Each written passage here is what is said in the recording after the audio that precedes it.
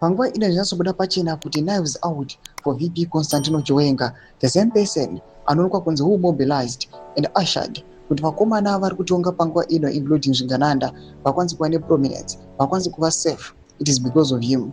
But at the moment, kunzi VP Constantino Chiwenga has been deleted.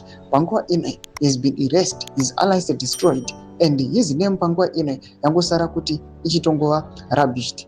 Subscribe or like on the bell icon. After taona this headline robuda munao richiti support mnangagwa's constitutional amendment bill or resign. Attorney General tells Chiwenga. Panguva ine mashoko atogwa na Virginia Mabiza oya expose a lot. Panamba tunaona mwana wechidachitara vachiti Incredible Chiwenga staged a military coup and asked Mnangagwa to sanitize the coup so it could be a people uprising in the eyes of the world. Now it is Chiwenga who is now supposed to beg from the very people he gave the reins after the coup. Chiwenga is considerably young compared to ED, who should retire due to old age. What Mabika is suggesting is madness at the highest level.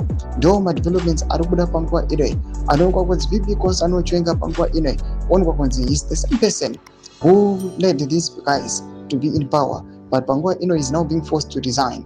But panguva ino people, they are also commenting wachiti VP Constantino Chiwenga is the younger one. Panguva ino must be the one angange achito push out kuti aiwa ato succeeda, but it is otherwise. Ina comment section medu za fungra any more kulipa msoro pechitiko ichi. Musawa na subscribe or like, watch it on the bell icon.